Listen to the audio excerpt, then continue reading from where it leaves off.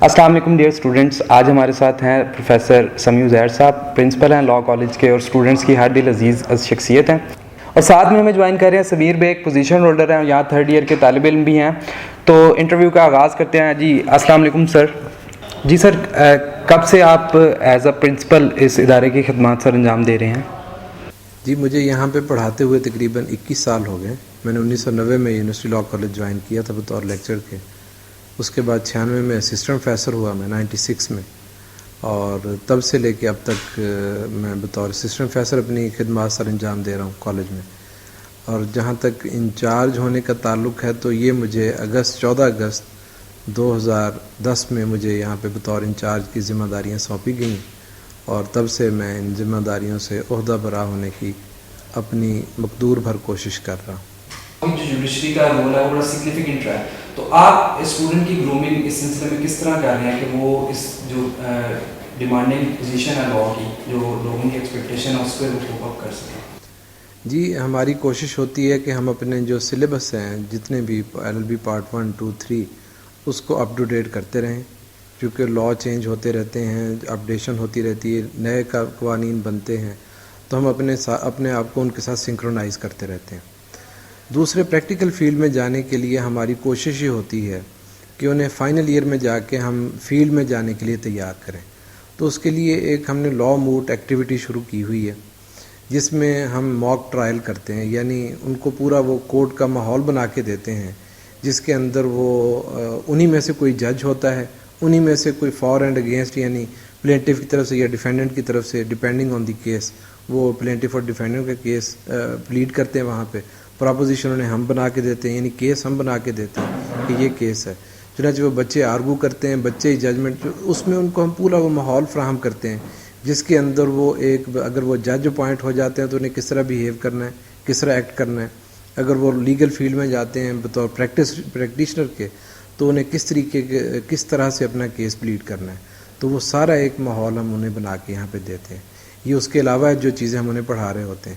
اس کے علاوہ یہ کہ ہم دعوے سے کہہ سکتے ہیں کہ پورے پاکستان میں یہ قدیم ترین ادارہ ہے. 1868 میں یہ قائم ہوا، اور ہمارے پاس جو فیکلٹی ہے، میں کسی کو اس میں اگر کسی کی حد تک نہ ہو تو ہمارے پاس بہترین اساتذہ جو ہیں اویلیبل ہوتے ہیں.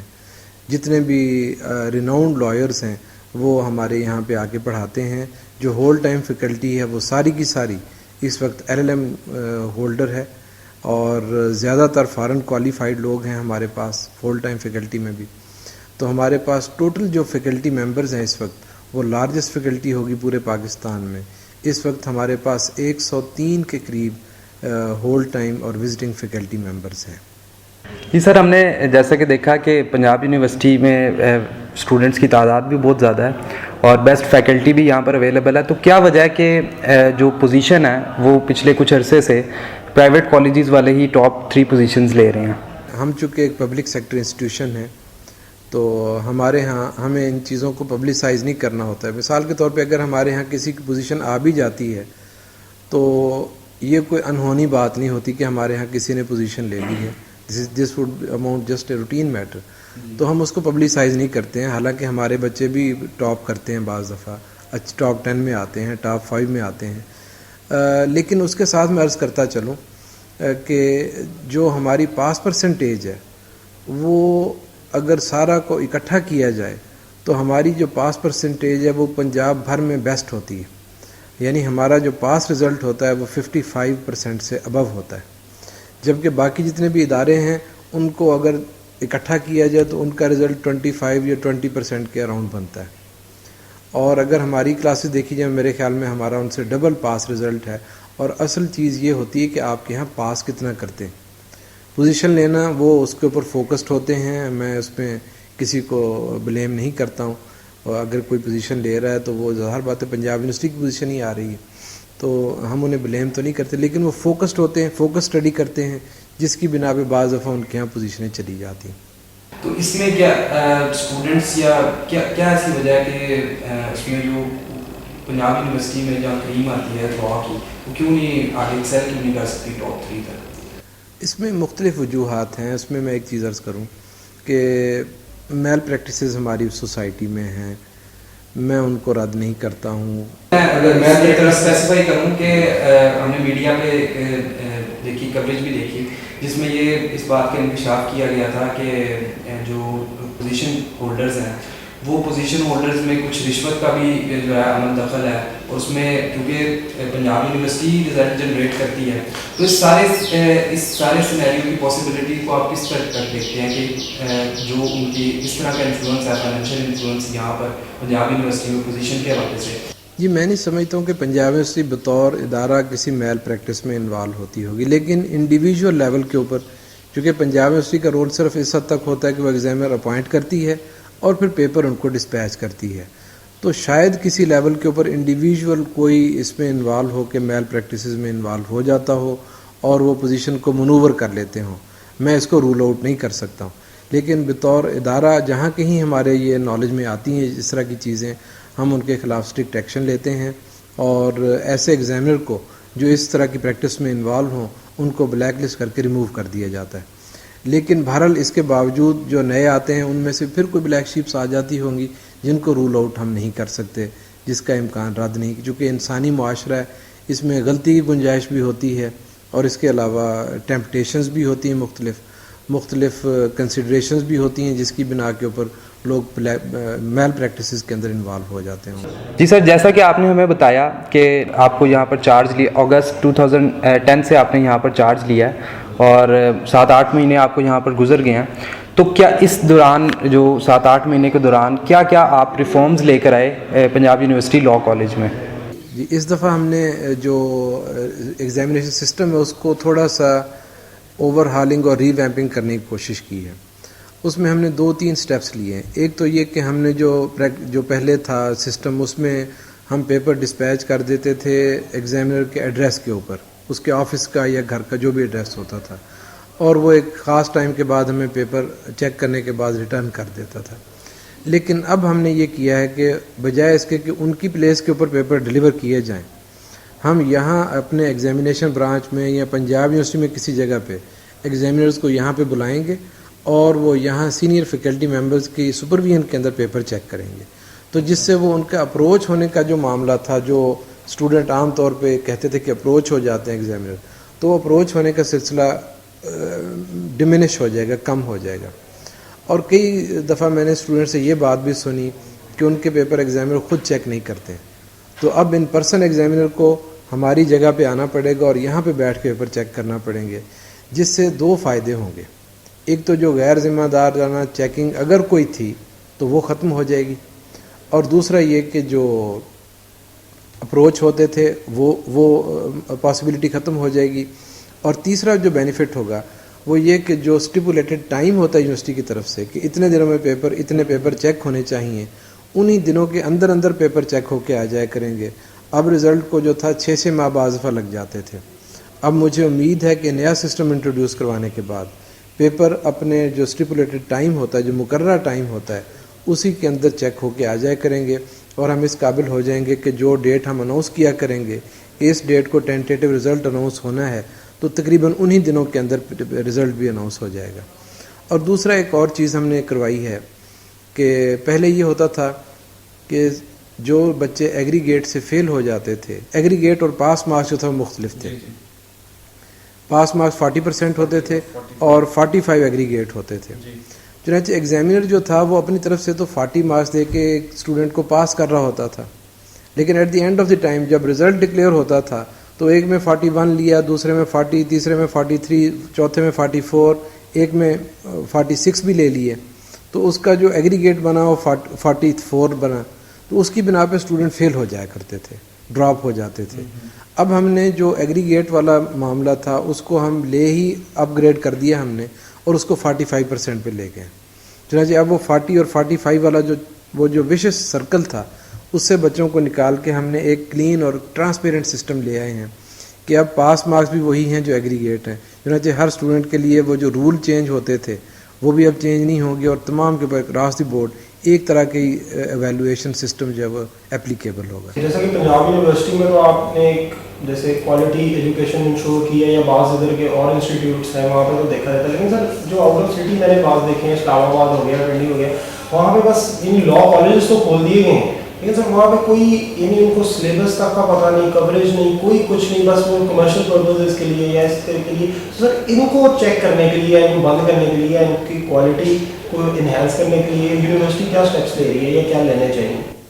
جی اسٹرکٹلی اسپیکنگ تو جو ہمارے ساتھ پنجاب یونیورسٹی کے ساتھ 22 لاء کالجز ہیں جو ایفیلیٹڈ ہیں, 22 وہ ڈومین میں آتے ہیں. پنجاب یونیورسٹی کی ایفیلیشن کمیٹی ہے اور میرے علم کے مطابق وہ of and on in colleges کو جا کے چیک کرتے ہیں, سرپرائز وزٹ کرتے ہیں, کیا ہے کہ وہاں پہ کلاسز ہو رہی نہیں ہو رہی, لائبریری ان کی اپڈیٹڈ ہے یا نہیں ہے, سلیبس جو آپ بات کر رہے ہیں کہ اس طرح کور کیا جا رہا ہے نہیں کیا جا رہا. لیکن بہرحال اس کے اندر کمیاں کوتاہیاں ہو سکتی ہیں کسی لیول کے اوپر, اور اگر یہ پنجاب یونیورسٹی کے نوٹس میں آتا ہے تو ایسے لاء کالجز کو ڈی ایفیلیٹ کر دیا جاتا ہے. اور پچھلے 2 سال کے اندر میرے علم کے مطابق تقریباً 3 لاء کالجز کو ڈی ایفیلیٹ کیا گیا ہے. جس طرح کی شکایت آپ کر رہے ہیں کہ وہاں پہ کورس کانٹینٹس پورے کور نہیں کروائے جا رہے تھے, یا جس طرح کی فیکلٹی ریکوائرڈ ہوتی وہ وہاں پہ موجود نہیں تھی, یا جس طرح کی لائبریری ہماری جو ایفیلیشن کے رولز کے اندر لیڈ ڈاؤن کیا گیا ہے اس طرح کی لائبریری ان کے پاس نہیں تھی, تو ان کو ڈی ایفیلیٹ کر دیا گیا ہے.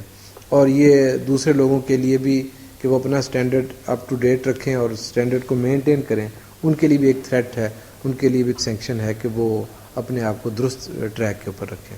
جیسا کہ ہمیں پتہ ہے کہ لٹریسی, پاکستان کا لٹریسی ریٹ پہلے ہی بہت کم ہے, اور جو لوگ پڑھے لکھے بھی ہیں وہ بھی لاء کی تعلیم سے اپنے جائز حقوق کے بارے میں اتنے اویئر نہیں ہیں. تو لاء کالج نے کوئی ایسا پروگرام ان کی پائپ لائن میں یا کچھ انہوں نے ایسے پروگرام کا آغاز کیا ہے جس میں وہ لوگوں کو ان کے جو رائٹس ہیں اس کے بارے میں اویئر کر سکیں؟ جی فارملی تو ہم نے اس طرح کا کوئی پروگرام سٹارٹ نہیں کیا, یعنی لاء کالج اس طرح کوئی چیز سٹارٹ نہیں کیے ہوئے. لیکن جو لاء ہے یہ بہت سارے فیلڈ میں اوور لیپ کرتا ہے. تو لاء بطور سبجیکٹ کے میرے مشاہدے میں ہے کہ ایک تو کامرس میں پڑھایا جاتا ہے, بی کام کی ڈگری میں مرکنٹائل لاء آف کانٹریکٹ یہ آفر کیا جاتا ہے, وہ لوگ پڑھتے ہیں. چنانچہ جو ٹیچر وہاں پہ پڑھانے جاتے ہیں, جو بھی ٹیچر پڑھا رہے ہوتے ہیں, تو وہ لاء کی بیسکس بھی ان کو بتاتے ہیں. اور اس کے ساتھ اگر اسٹوڈنٹ کے اندر اویئرنیس کریٹ کرنا ہو تو وہی ٹیچر ان کو فنڈامنٹل رائٹس کے متعلق آپ جو فرما رہے ہیں وہ بھی اویئر کر سکتا ہے. سائیکالوجی میں پڑھایا جاتا ہے, اکنامکس میں پڑھایا جاتا ہے, تو مختلف فیلڈز کے اندر لاء کا سبجیکٹ تو آفر کیا جاتا ہے. تو وہاں پہ یہ ٹیچر پہ پھر ڈیپینڈ کرتا ہے کہ اگر اسٹوڈنٹ اس سے سوال کریں تو وہ ان کو اس بارے میں آگاہی دے سکتا ہے. لیکن آپ کی یہ تجویز بہت اچھی ہے کہ ہم سینٹرلائز لیول کے اوپر طلباء کے اندر اویئرنیس پیدا کرنے کے لیے ان کی رائٹس اور ڈیوٹیز کیا ہیں بطور ایک شہری کے پاکستان کے, ہم یہ چاہیں گے, پسند کریں گے کہ اس طرح کا کوئی پروگرام سینٹرلائز لیول کے اوپر شروع کیا جائے. کیا آپ کا ویژن ہے آگے مزید اس بارے میں؟ جی اس میں ایک تو ہمارا جو مین جو پرابلم تھا وہ ایگزامینیشن کا ہی تھا, ہم نے اس کو ایڈریس کیا چونکہ اس سے بہت سارے لوگوں کی گریونسز تھیں. چنانچہ ہم نے وہ ایگزامینیشن سسٹم کو ری ویمپ کیا. بورڈ آف اسٹڈیز کے ممبر کائنڈ تھے کہ انہوں نے ٹائم اسپیئر کیا, اس میں سینئر لوگ ہوتے ہیں, اور انہوں نے ہمیں آگے سپروائز کیا, گائیڈ کیا. تو ہم نے 2 بورڈ آف اسٹڈیز کی میٹنگ رکھی. لاء کالج کمیٹی ہے جو پنجاب یونیورسٹی کے لاء کالج کے تمام افیئرس کو چلاتی ہے, ایک میٹنگ اس کی ہو چکی ہے. ہم نے وزٹنگ فیکلٹی ممبرز کو بلایا اور ان کے ساتھ میٹنگ رکھی, انہیں اپنے جو اچیومنٹس تھیں وہ بتائیں.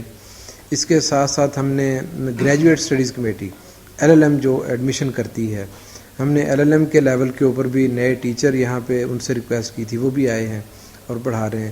اس کے علاوہ ہم نے ڈپلوماز جو تھے وہ بڑے عرصے سے نگلیکٹڈ تھے, تو ہم نے جو ڈپلوماز ہیں ان کا جتنے بھی کورس ہیں ان کو اپڈیٹ کیا ہے, اور ایک نیا ڈپلومہ لانچ کیا ہے ہم نے کارپوریٹ لاء کے اوپر. یہ ان کے علاوہ ہے جو 6 ہم آلریڈی آفر کر رہے تھے. ان میں سے ایک ریڈنڈنٹ تھا ڈپلومہ ان لیبر لاز, ہم نے اس کو ریوائیو کیا, ہم اس کے اوپر بھی اس دفعہ ایڈمیشن کر رہے ہیں. اور یہ ایک آن گوئنگ پروسیس ہے, 6-7 ماہ کا عرصہ کوئی اتنا بڑا عرصہ نہیں ہوتا کہ میں اس میں بتا سکوں ہم نے. لیکن اس کے ساتھ ساتھ ہم نے سیمینارز کیے ہیں. یونائٹڈ نیشنز ڈے کے اوپر ہم نے ایک سیمینار رکھا جس کے اندر جو فن لینڈ کے ایمبیسڈر ہیں وہ آئے تھے. انڈس واٹر ٹریٹی کے اوپر ہم نے ایک سیمینار کیا ہے. اس کے علاوہ ہم نے جو ہیومن رائٹس ہیں اس میں اب لیٹسٹ جو 18th امینڈمنٹ ہے, ہم نے اپنے اسٹوڈنٹس کو اور فیکلٹی کو اویئر کرنے کے لیے 18th امینڈمنٹ کے ذریعے آرٹیکل 25A اب ایڈ کیا گیا ہے, جس کے تحت جو پرائمری ایجوکیشن ہے یہ اب ایک فنڈامنٹل رائٹ بن گئی ہے. اس کا مطلب یہ ہے کہ اگر اسٹیٹ کسی کو فری اور کمپلسری ایجوکیشن نہیں دے رہی ہے 5 سال سے لے کے 16 سال کی عمر تک، تو وہ اس کے اوپر مقدمہ دائر کر سکتا ہے، کورٹ میں جا سکتا ہے اور اپنے اس حق کو بذریعہ کورٹ انفورس کروا سکتا ہے. تو ہم نے اس کے اندر اویئرنیس پیدا کرنے کے لیے لوگوں کے اندر ہم نے یہاں پہ ایک بہت بڑا سیمینار رکھا تھا، جس میں گورنمنٹ آف پنجاب نے بھی ہمیں سپورٹ کیا تھا، اور ان کے جو ہیومن رائٹس کے سیکریٹری ہیں وہ یہاں تشریف لائے تھے، وائس چانسلر صاحب یہاں تشریف لائے تھے، اور جو پرومیننٹ لائرز ہیں انہوں نے اپنے پیپر اس کے اوپر پیش کیے تھے. تو ہم یہ کوشش کر رہے ہیں کہ ہمارے جو اسٹوڈنٹس ہیں وہ جو اس وقت 18th امینڈمنٹ گو انکارپوریٹ نہیں ہوئی ہے کانسٹیٹیوشن کے اندر، لیکن ہم نے ایک سٹیپ آگے بڑھتے ہوئے پہلے سے اسٹوڈنٹ کو بتانا شروع کر دیا ہے کہ یہ چیزیں ہیں جو آئندہ لاء کے اندر آپ کو پڑھنا پڑیں گی پائپ لائن میں. جی سر، سمیر بیگ ہمارے پاس یہاں موجود ہے، اسٹوڈنٹ کو ریپرزینٹ کر رہے ہیں لاء کے اسٹوڈنٹس کو، تو ان سے پوچھتے ہیں کہ انہوں نے یہاں پر پڑھتے ہوئے بینگ اسٹوڈنٹ کیا کیا چینجز یہاں پر فیل کی. جی سمیر، آپ بتائیں ہمیں.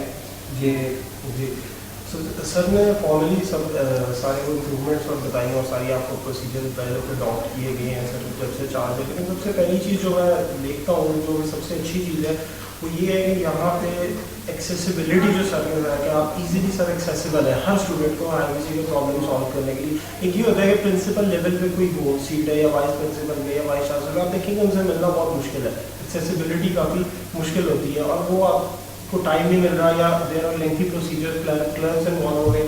لیکن یہاں پہ لاء کے ہر اسٹوڈنٹ کے لیے کچھ اسپیسیفک ٹیچر اور خاص طور پہ سر اس کو لیڈ کرتے ہیں، ایزیلی ایکسیسیبل ہے، کوئی کوئی پرابلم نہیں، ہر کوئی انہیں شیئر کرتا ہے. اور جو ان کے اسٹوڈنٹس ہیں وہ سر کو ایز اے ٹیچر کے علاوہ، ریسپیکٹیو ٹیچر کے علاوہ ایک بہت اچھے فرینڈ کی طرح بھی دیکھتے ہیں. یہاں پہ میں کچھ اور ٹیچرس کے بھی نام لینا چاہوں گا جنہوں نے کافی زیادہ ہمیں ہیلپ کی ہے پرسنلی، اور میرے کئی اور دوستوں کو، جیسے سر ہمارے سمی صاحب ہیں، اس کے علاوہ سر عدیلم جب ہے، کافی انہوں نے بہت ہیلپ کی ہے. اس کے علاوہ ایک سر نعمان اصغر ہے، وہ روڈ اسکالرشپ اب ان کو ملی ہے. اس کے علاوہ ایک سر ذوالفقار شاہ صاحب ہے. اس طرح یہ 4-5 ٹیچرس ان لوگوں نے کافی اسٹوڈنٹ کو پرسنل لیول پہ بھی ہیلپ کی ہے. ان کے یہ کہ students are at ease at when they meet them, اور ان کو کوئی کسی قسم کی پرابلم نہیں ہوتی.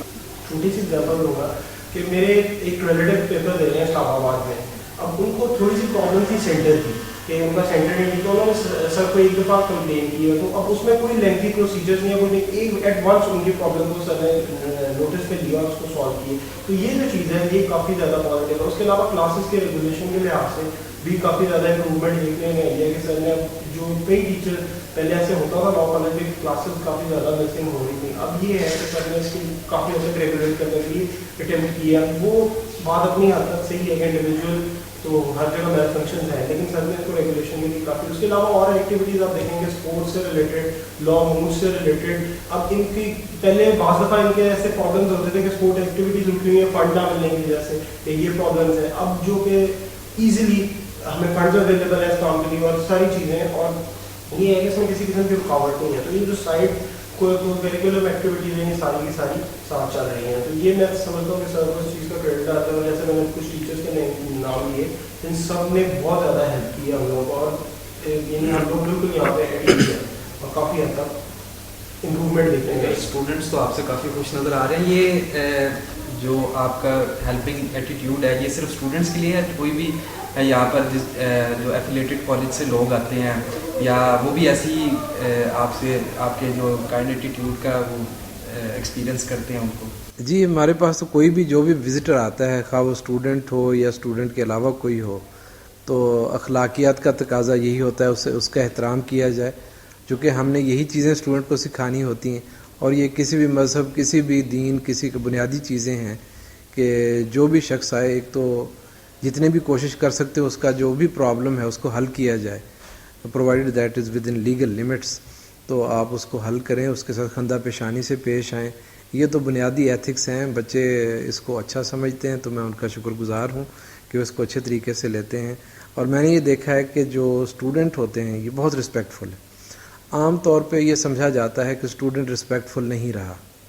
جو پرانے بھی صدیوں پہلے، جو کئی ہزاروں سال پہلے کے جو وہ تختیاں ملی ہیں غاروں سے، ان کے اوپر لکھا ہے کہ چھوٹے بڑوں کا ادب نہیں کرتے. تو یہ گویا کہ یہ پرابلم ازلوں سے ہے. لیکن میری جو آبزرویشن ہے اس سے مختلف ہے کہ آپ اگر بچوں کے ساتھ، اسٹوڈنٹس کا بچوں کی طرح پیش آئیں، ان کا پرابلم ایڈریس کریں, اس کو حل کرنے کی کوشش کریں, تو میں نے دیکھا ہے کہ وہ رسپیکٹفل رہتے ہیں. کلاس کے اندر آپ ڈیلیور کریں, آپ اچھے ٹیچر ہوں تو آپ کے ساتھ رسپیکٹفل رہتے ہیں. پرابلم وہاں کریٹ ہوتی ہیں جہاں پہ خرابی ہمارے اندر ہوتی ہے, یا ہم ڈیلیور نہیں کر سکتے, ہماری کلاسز کے اندر پنکچویلٹی ڈسٹرب ہوتی ہے, تو پھر اسٹوڈنٹ ڈس رسپیکٹفل ہو جاتا ہے.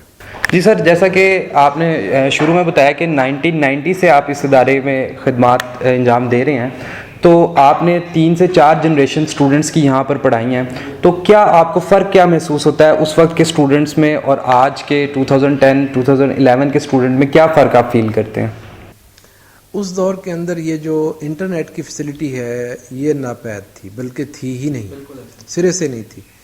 تو اب میں نے محسوس کیا ہے کہ جو اس زمانے کے لوگ ہوتے تھے ان کا جو علم تھا وہ صرف کتابوں اور لائبریری تک محدود تھا جو ہمارے پاس بکس اویلیبل ہوتی تھیں. لیکن اب آپ انٹرنیٹ کے تھرو کانگریس کی لائبریری بھی اپروچ کر سکتے ہیں. آن لائن بہت سارے جو جرنل ہیں وہ اگر سبسکرائب بھی ایکسیس کیے جا سکتے ہیں, تو آن لائن کتابیں اور آن لائن مٹیریل دنیا بھر کے اخبارات کو ایکسیس کیا جا سکتا ہے, لا جرنلز کو ایکسیس کیا جا سکتا ہے. جو لیٹسٹ ڈیولپمنٹس ہو رہی ہوتی ہیں لیگل فیلڈ کے اندر ان کو انٹرنیٹ کے تھرو لوگ ایکسیس کر سکتے ہیں.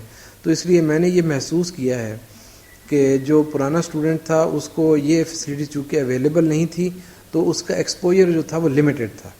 لیکن اب جو ہمارے پاس اسٹوڈنٹ آ رہا ہے اس کو چونکہ مواقع بہت زیادہ اویلیبل ہیں, لہٰذا اس کا ایکسپوجر جو ہے وہ ملٹی ڈائمینشنل ہے, اور اس کو جو لیٹسٹ ٹیکنیکس ہیں, جو لیٹسٹ اپڈیشن ہو رہی ہوتی دنیا بھر میں, وہ اس کو ایکسیس کر سکتا ہے.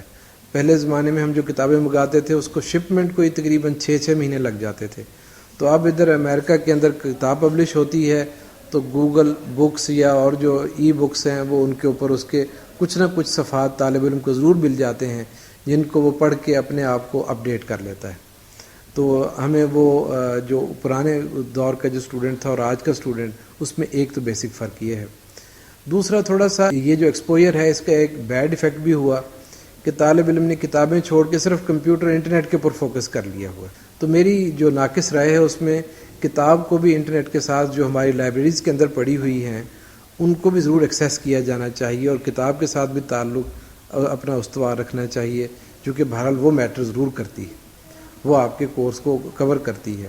تو ایڈیشنل چیزیں آپ جتنی مرضی پڑھیے, لیکن اس کے ساتھ ساتھ جو اوریجنل جو سورسز ہیں اور جو اوریجنل مدر بکس ہیں ان کے ساتھ اپنا رابطہ جو ہے وہ کٹ آف نہیں کرنا چاہیے. میں اسٹوڈنٹ کو یہی درخواست کروں گا کہ وہ اس علم کی روانی کے اندر اپنے آپ کو کتاب کے ساتھ بھی جوڑے رکھیں. آئندہ آنے والے 2-3 سالوں میں آپ پنجاب یونیورسٹی کے لاء کالج کے جو اسٹوڈنٹس ہیں ان کو کہاں دیکھتے ہیں؟ جی میں یہ سمجھتا ہوں کہ ہمارے اسٹوڈنٹس پہلے بھی اس وقت جو ہائر جوڈیشری اور لوور جوڈیشری اور اس کے علاوہ لیگل پریکٹیشنرز جو ہیں ہمارا بہت بڑا حصہ ہے ان تمام کی گرومنگ میں. جتنے بھی لوگ ہیں جو اس وقت بہت بلند پایا مناصب کے اوپر جو اس وقت براجمان ہیں وہ یہیں سے تعلیم یافتہ تھے, اور میں یہ دیکھ رہا ہوں کہ آئندہ آنے والا ٹائم بھی ہمارے ہی لوگوں نے جو گیپس پیدا ہوں گے انہی لوگوں نے ان کو جا کے فل کرنا ہے. اور جو موجودہ اسٹوڈنٹ ہے میں نے جس طرح عرض کیا کہ وہ ماڈرن اکوپمنٹس کے ساتھ جا رہا ہے اس فیلڈ کے اندر, تو میں دیکھتا ہوں کہ ہمارا اسٹوڈنٹ اس کے لیے بہت ہی آئندہ اسکوپ ہے کہ یہ اچھی فیکلٹی سے اچھے ماحول کے اندر پڑھ کے جا رہا ہے. تو میں دیکھ رہا ہوں کہ ان کا فیوچر بہت برائٹ ہے اور دے ول ایکسیل ان دی فیلڈ. جی اسٹوڈنٹس پروفیسر صاحب کے ساتھ ٹائم گزرنے کا بالکل اندازہ ہی نہیں ہوا, اور آخر میں ہم ان سے ریکویسٹ کریں گے کہ اسٹوڈنٹس کے نام اپنا کوئی پیغام دیں. جی 2 چیزیں ہیں جی. ایک تو یہ کہ ہمیں پنجاب یونیورسٹی اور اپنے کالج کے لیے اچھی فیم کمانا ہے, اچھا اس کے لیے اچھا نام لے کے آنا ہے, اور یہ نام جو ہے یہ محنت کے بغیر پیدا نہیں ہوتا, شارٹ کٹ نہیں ہوتا کسی بھی فیلڈ کے اندر. شارٹ کٹ جو ہوتے ہیں وہ بڑے عارضی ثابت ہوتے ہیں. تو جو شخص بھی محنت کرتا ہے میں نے نہیں دیکھا کہ اس کی محنت کبھی بھی ضائع ہوتی ہو. تو میری طالب علموں سے یہی درخواست ہوگی کہ وہ محنت کو اپنا شعار بنا لیں, کیونکہ اس کا کوئی نعم البدل نہیں ہے. اور دوسرا یہ ہے کہ جب آپ پریکٹیکل فیلڈ کے اندر جائیں تو آپ نے اس ملک کی ترقی کے لیے اور اس ملک کی اچھائی کے لیے کام کرنا ہے.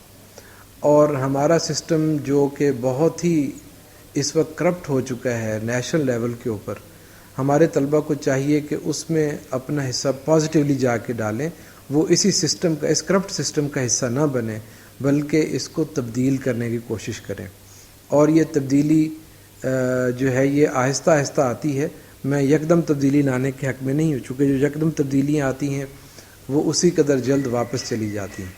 تو میں یہ سمجھتا ہوں کہ ان کو اب فیلڈ میں جانے کے بعد آہستہ تبدیلی کا جو پروسیس ہے اس کو تیز کرنا چاہیے اور اپنا پازیٹیو جو حصہ ہے اس کے اندر ڈالنا چاہیے.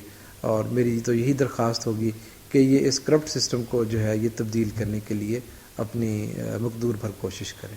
Thank you very much sir. Thank you, بہت شکریہ. تھینک یو سمیر بھائی.